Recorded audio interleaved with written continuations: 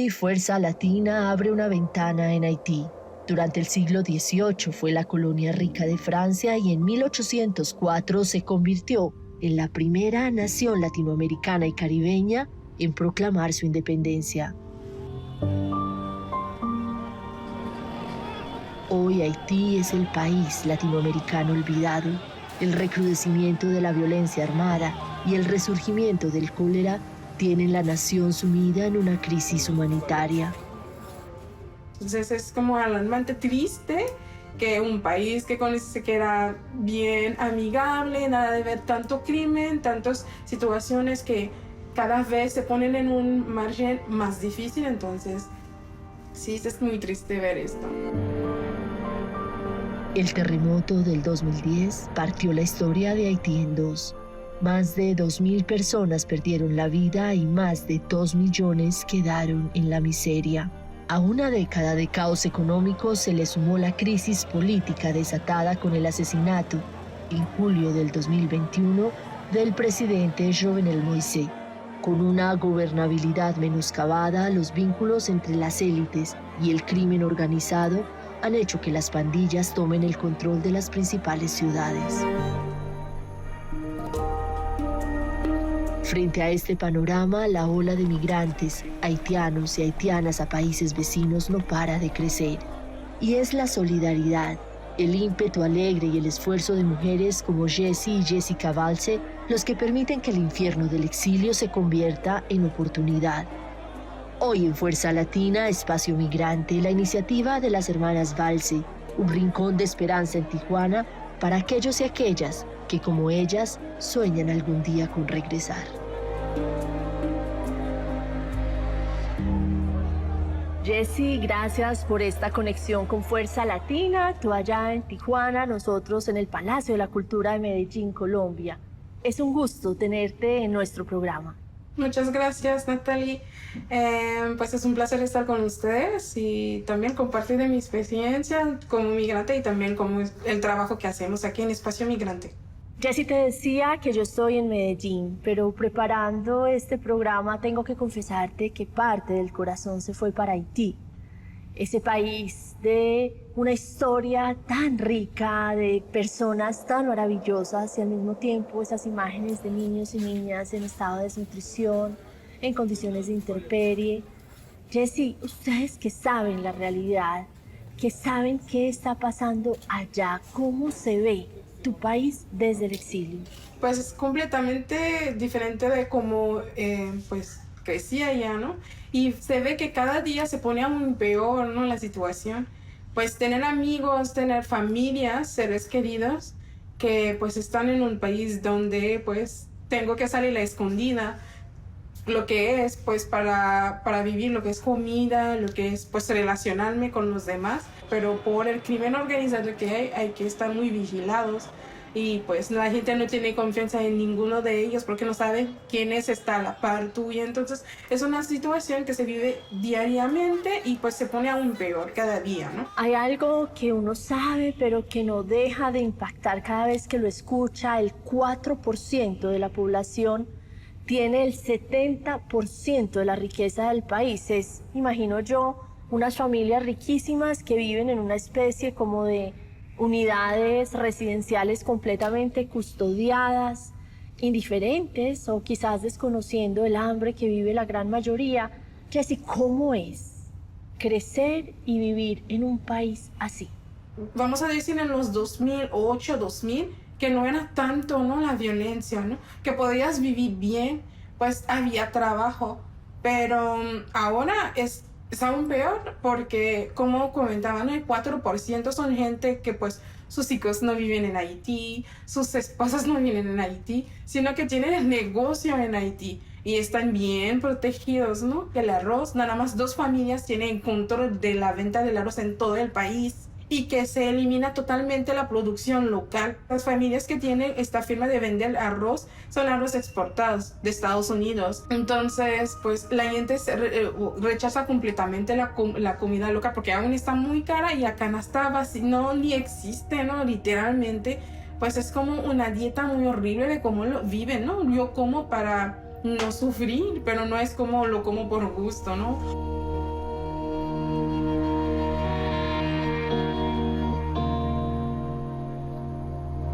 Jesse, ustedes además crecieron en esa década del año 2000 en la que el huracán Jan dejó 3.000 muertos y 300.000 damnificados. El huracán Félix azotó la región del Caribe y Centroamérica.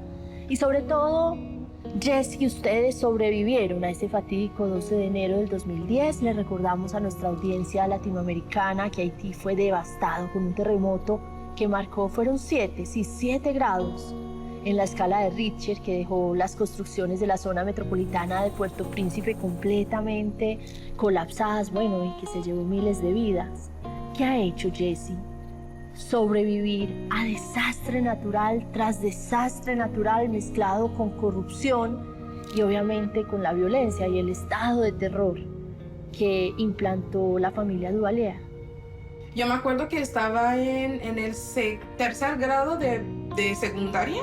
Entonces llegamos a la escuela, nos preparamos, nos bañamos y después nos fuimos a comer para estudiar. Entonces, pues mientras que estudiamos había mucho tiempo y no entendíamos. Casi nos podíamos regresar en la casa porque estábamos en el patio. Pero la persona que estaba con nosotros nos arruncó y nos salió con nosotros corriendo, ¿no? Pero después de ver un Haití pues tan bonito, tan verde, pero había nada más polvo, todo estaba oscuro y de repente ya no había luz. Y pues todos empezando a gritar, tanto de dolor o tanto de miedo. Entonces, pues era muy horrible y después mucha gente no podían vivir en la capital. Tuvieron que ir en los diferentes estados. Jesse, ¿qué es lo más difícil de ser una sobreviviente no solamente a estos desastres naturales, sino a esta corrupción que ya mencionábamos? Y la pregunta concreta es, ¿cómo se le explica esto, por ejemplo, a los niños y a las niñas en Haití? Pues triste es recordarnos de un Haití aún bello, hace mucho. Más de esos tiempos que nos recuerdas en época de Navidad, pues es muy bella, ¿no? Y pues de cómo me contaba mi mamá que pues la Navidad de aquel día en Haití no es lo mismo que como ella lo conocía, ¿no? Entonces es como conocer o aprender a conocer a Haití de estas épocas, hace 20 años, ¿no? Festejarlo, tenerlo en tu corazón y pues parte de lo que pues hacemos con los niños es recordar las fechas más emblemáticas. Por ejemplo, el 18 de mayo, que es la festejo de la bandera de Haití, el 1 de enero, pues basando en la cultura de la sopa calabaza, la surjumo tradicional en Haití. El 7 de agosto, por ejemplo, la ceremonia de Huacaimán que llevó a la independencia. El 18 de noviembre, que es la batalla principal de la independencia, la batalla de Veatsia. Entonces, son esos tipos de recuerdos que damos y también a través de los autores, ¿no? Que tanto que fueron en la primera época en Haití de la independencia, la segunda época con algunos autores muy emblemáticos, Justin Hérisson con la de Salinien. Son como retratar de conectar con Haití a través de su historia pasada, porque en el presente pues no tenemos, ¿no? Te confieso, Jesse, que ser colombiano o colombiana tampoco es fácil en el exterior, obviamente con todas las diferencias, pero bien lo sabes, hay unos pocos colombianos que han hecho cosas muy malas y que borran la imagen de un país de gente buena como es mi país y como es tu país, y esto lo digo como antesala a una realidad. Fueron sicarios colombianos los que en el 2021 mataron tu presidente, el presidente de Haití, y detonaron con este hecho otra crisis sociopolítica en el país. Tengo entendido que ya había un grupo de haitianos que estaban pidiendo la renuncia del presidente, pero ¿cuál es la realidad política hoy de Haití? Ahí estamos planteados de que pues ya queremos una nueva elección, ya queremos un nuevo jefe y ya queremos que avanzamos, ya queremos parar con eso de la inseguridad. Pero con Jovenel Moïse, pues él venía con muchos cambios, ¿no? También se tomaba su tiempo, tal vez lo podían ver como de dictador, pero él quería cambio, él quería ver otro giro en Haití, ¿no? Entonces, pues ellos sabrán cuáles fue porque lo mataron, ¿no? Entonces, eso desató mucho también de la población. En todas partes, un haitiano en el mundo se sentía esto, ¿no? De la tristeza de que el primer hombre de la nación, pues, fue asesinado en su casa, sin guardia nacional, o sea, sin protección. O sea, ¿cómo sucedió eso que supone que es el hombre más protegido? Tengo también entendido que el primer ministro Ariel Henry está señalado por algunos sectores de haber hecho parte o haber estado en el complot que llevó a cabo el magnicidio, pero es quien tiene el poder hoy en Haití. ¿Tiene gobernabilidad o simplemente es un gobierno completamente colapsado? Pues por el momento él está ahí para preparar las elecciones, pero mientras puede hacer como algunos cambios de leyes, pues eso de la escuela, vamos a decir, de la inseguridad, que desde el después de agosto no hubo clases en Haití hasta el día de hoy. No hay clases presenciales y sí, no hay clases. No hay clases presenciales. Y si hubo clases presenciales, tienen que ir sin el uniforme. Y bien pocos, o sea, los padres no se pueden arriesgar a llevar a sus hijos y pues se siguen secuestrados o en malos tratos. La gente pues sale escondido de sus casas o que no hay tanta de la policía y que el crimen organizado tan presente, es decir, que pues, ¿qué haces? Mejor haces las elecciones y que vaya caminando esto, ¿no? Que ya ponen reglas más seguridad, pero estamos con él desde el 2021 y 2022, 2023, nada. Y es en este panorama que nos describes en el que ustedes, como miles de haitianos y de haitianas, deciden correr el riesgo de convertirse en un o una migrante. ¿Cómo era la vida de ustedes en Haití? Hablo de tu hermana gemela, de tu mamá. Mi mamá trabajaba en una perfumería en el centro. Mucha gente iba a comprar, ¿no? Después del terremoto ya no hubo trabajos, muchos pues desempleos total, masiva, de como era antes. Al final mi mamá tuvo que tener un abarrote, ¿no? Una tienda donde venden pues primeras necesidades, arroz, maíz. Pero en aquel tiempo ya empezó como la ola de inseguridad, donde pues tiene que cerrar bien temprano tu tienda porque tú como mujer no puedes estar a ciertas horas. Y peor, tienes 2 muchachas. Entonces, hay que hacerlo temprano. No salir en una hora equivocada. Por ejemplo, al momento que se oscurece, pues ya es tiempo de meterte a casa porque puede ser que no sabes quién te mira. Le ha pasado que han llevado armas y pues quitan todo lo que es del cajero. Entonces, era mucho como arriesgarte para hacer unos por lo menos más de 1,000 o 2,000 GUT para mañana porque es el transporte, es el desayuno. Desayuno y somos 2. Entonces claro. Sí, entonces hubo mucho como de esa, no pobreza extrema, pero tienes que batallar literalmente, ¿no? Hemos visto que ustedes eran 2 chicas jóvenes en un país donde además los camiones con la ayuda humanitaria internacional, que ha sido también bastante caótica, tienen que ser custodiados por la seguridad, donde además se hacen unas montoneras de las personas que es imposible juzgar porque es el hambre lo que motiva todo esto.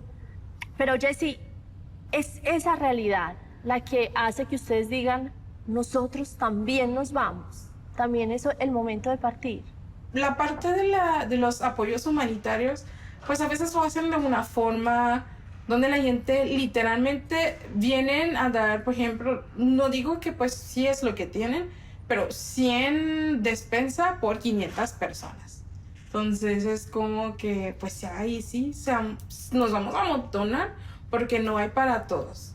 Entonces pues no hay algún trato pues digno, ¿no? Sé que te lo va a dar, pero por ejemplo esa parte de tomar fotos sin que la persona sabe lo que está haciendo y después ves fotos tuyas en las redes pues malos como cuadro porque tú no te pusiste a hacer esta foto, entonces te hacen la toma que tú ni te das cuenta y después lo publican. Jessie, ¿qué tan difícil fue llegar con tu hermana Jessica a México? ¿Cómo fue lo que experimentaron o que enfrentaron que era lo más desconocido para ustedes? Nunca pensamos que íbamos a tener tanto tiempo afuera. Siempre dijimos, aquí nos vamos a tener nuestra familia, aquí vamos a morir. Entonces, pues, llegamos, pero no sabemos primero el idioma, ¿no? El español. No sabemos comunicar nada. Todo mi mamá hace el trabajo de intérprete hacia nosotras. Ah, ustedes no hablaban español cuando llegaron, solamente francés. Hablamos creol y francés, las dos como idiomas que tenemos. Pero cuando llegamos era esta parte, ¿no?, del idioma muy fuerte, que no podíamos comunicar con nadie. Y después la comida, que no estábamos acostumbrados. De hecho, en Haití no tenemos tortillas, la harina como tan presente de esta forma. La preparación de las carnes o de la comida, muy diferente. Jessie, y tengo entendido que tanto tu hermana como tú, que son, digamos, socias en esta, y digo socias humanitarias, en esta idea de acompañar la población migrante, decidieron estudiar psicología, invertir los esfuerzos en ayudarle a los migrantes y las migrantes que estaban llegando desde Haití, en hacer una labor de activismo social y humanitaria. ¿Por qué? Bueno, primero la psicología fue porque ya estábamos estudiando medicina, y decimos, queremos una ciencia que se relaciona mucho a la medicina. Entonces, pues hicimos psicología. Más que todo, la medicina tengo que este impacto muy cultural, que pues la medicina en Haití y en México es muy diferente, ¿no? Nosotros tampoco sabíamos muchos de México, ¿no?, de la cultura, muchas cosas que nos va a decir, una forma de interpretar que pues para nosotros podría ser muy difícil, y todavía aprendiendo esos tipos de cómo el paciente te podía acercar en hablar. Entonces, pues dijimos que no, mejor la psicología, y también es una aportación más emocional, acompañante. Entonces, pues estuvimos ya aprendiendo psicología, y también haciendo voluntario con espacio, pues se abrió más pues la necesidad del idioma, que pues no hablamos español, y esta aportación también, y también a otras comunidades que hablan francés, que pues ya dominamos 2 idiomas. Jessie, llegó el momento para hablar de espacio migrante, pero si bien entiendo, es imposible hablar de espacio migrante sin tener contigo a tu hermana gemela Jessica. Quisiera invitarla, quisiéramos conocerla. Jessica, bienvenida. Jessica, al principio del programa describimos qué es espacio migrante, pero para ti, como haitiana, como mujer, como activista, ¿qué significa espacio migrante? Bueno, para mí espacio migrante pues es libre expresión, ¿no? Ser como tú eres, ¿no? No es nada más que porque eres migrante que no es capaz de estar en una escuela o no es capaz de no tener derecho. Entonces, espacio migrante te va a hacer ver que si eres migrante, pues sí, vienes en un país que no es el tuyo, pero también no tienes derecho a tener una salud digna, ¿no? Ir en el hospital sin pedir un montón de papeleo, o también entrar en la universidad o en la primaria, tener estos privilegios, porque sí, pues le dan y están incluidos en los derechos humanos. Jessie, volviendo a ti, ¿qué crees que hizo que ustedes, las dos, se dedicara a apoyar la causa de sus conciudadanos? ¿Qué había sembrado esa mamá en ustedes? Uno, siempre lo he dicho, uno cuando llega en un país diferente siempre se acerca con su comunidad, porque primero aquí no hablamos español, pero encontrar un restaurante que te sirven tu comida tradicional, que ahí está la comunidad hablando en creol, entonces no es algo que pues vives todo el día, pero por lo menos esta hora, media hora y 2 horas, pues lo compartes también, ¿no?, con los ciudadanos, y pues te hace dar este otro cambio de dar adelante. Entonces, más que todo, estás en un país que es diferente a tu cultura, a tu manera de ser, pues hay una visión muy diferente, pero poder avanzar y pues crecer junto con tus familias, entonces es algo muy bonito. Entonces, pues ha sido el motor, ¿no?, que nos hace pues seguir adelante todo el día. Jessica, ¿cuál es ese primer obstáculo, más allá del lenguaje, pero ese desafío que tienen los migrantes haitianos para comenzar a integrarse a la economía y a la sociedad mexicana? Primero son sus documentos, entonces siempre es difícil que ellos se encuentren, por ejemplo, una visa por razones humanitarias que dura 1 año, o también tener la permanencia para traer a su familia.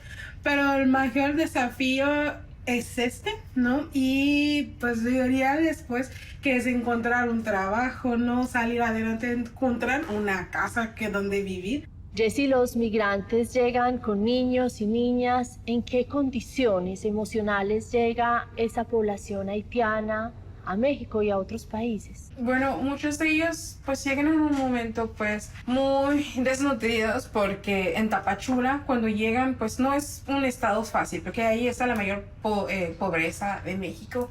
Entonces no encuentran trabajo y se hacen de más meses, vamos a decir 2 meses, 4 meses en Tapachula, pero no les dan el permiso de llegar en Tijuana o de llegar a una ciudad que está cerca de la frontera, donde primero la visión no es estar aquí en México, sino cruzar. Hay mucha discriminación, racismo, falta de salud, derecho, todo esto una bolsa completa ahí que vive en la comunidad. Brindan información en español y sí pueden, pero en inglés o en francés. Asumen que la comunidad haitiana habla francés, sí hablamos, pero estamos hablando tal vez del 5% de la población habla el francés, que son estudiantes, que la gente pues por lo menos son como 5 meses. Mientras eso, ¿cómo viven, no? Para un migrante haitiano de cualquier nacionalidad, Tapachula es el infierno, ¿no? Jessica, ¿cuál es el gran aporte de Espacio Migrante a esta población? ¿Qué sientes tú que es como esa gran ayuda, ese respaldo que les hace más fácil el ser migrantes? Nosotros, Espacio Migrante, damos información, ¿no? Cuando son erróneas, entonces nosotros es buscarnos, darle el parte verídico a la comunidad, ¿no? A la comunidad migrante, ¿no? Ahorita, ¿no? De lo que está pasando, del CBP-1 o antes, ¿no? Del paro humanitario, nosotros es enseñarnos, ¿no?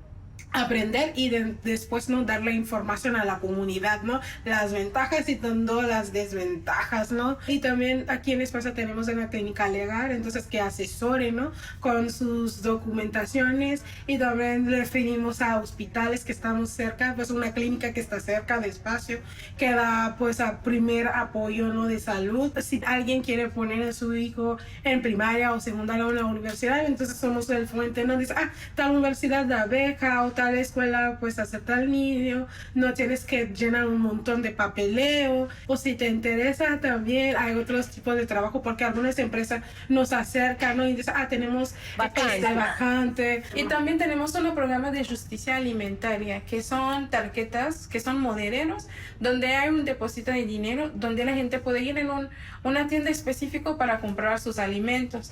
Pues eso lo hacemos basando a su dieta y también basado en la religión, porque muchos no comen cerdos o también está alérgico. No queremos hacer una bolsa de despensa y darles, porque tal vez le toca unos alimentos que no consume, ¿no? O no tiene estufa. O no tiene estufa, sino con este dinero que está en esta tarjeta puede ir a comprar lo que es. Entonces ha sido programa que siempre estamos en búsqueda de recaudación de fondo para llenar esa parte de la programación.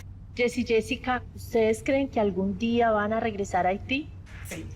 Yo sí estoy esperando el día para ir porque extraño mis playas, mi casa, mis amigos. ¿Y Jessie qué es lo que más extraña? Sí. Pues hay una feria de libro muy famosa en Haití que pues ya son 6 años que nunca hemos ido y pues sí es como cada vez voy las noticias y yo con lágrimas, pero es como llegar en esas ferias de libros donde encuentras muchísimos autores haitianos y que te las firmen, ¿no? De primera, entonces qué maravilla. Entonces es más estar ahí también, convivir con mi familia, mis amigos, ver al país de nuevo, que sé que está rota, pero o sea, ver mi tierra sería lo más maravilloso en esos momentos. Bueno, y si quisiéramos leer una autora o un autor haitiano, ¿a quién nos recomendarían? Margaret Papillon. Bueno, es más romanciera. Pues bueno, ella, como mencionó Jessica, Margaret Papillon, ella también habla de la época del duvalierismo y también otros libros, o sea, de la nueva época, después de la ocupación americana. Entonces, Cito Cavé, pues les recomiendo a ellos y pues relatan muy bien la historia de Haití, de los sucesos. Y si yo quisiera probar la gastronomía haitiana, ¿qué ingredientes debería cocinar o cuál es el plato tradicional de Haití? La sopa de calabaza primordial nacional del 1 de enero. Todos haitianos en cualquier parte del mundo se prepara la sopa, busquen los ingredientes. Es que esta sopa es súper tradicional. ¿Por qué? Porque después de la guerra de la independencia fue lo que comieron después de la batalla. Entonces eso nosotros dijimos, bueno, es primordial, es tradicional y nada más una vez al año se hace, el 1 de enero. Ustedes, las dos, son sin duda un testimonio de la riqueza humana que hay en Haití y de que hay mamás haitianas que siembran empatía y humanidad en muchas de sus hijas. Muchísimas gracias, Jessy y Jessica, por estar hoy en Fuerza Latina y muchísimas gracias por haber dedicado sus vidas a la causa de las y los migrantes. Gracias. Gracias a ustedes por prestarnos la sala y presentar el espacio. También nosotros es muy maravilloso y bueno, nosotros hacer parte de sus equipos con la comunidad haitiana es maravillosa y ver cómo está la comunicación con la comunidad y espacio maravilloso nos encanta y pues gracias por el espacio. Un abrazo muy grande de todo el equipo de Fuerza Latina. Aquí es todo diferente y eso es gracias a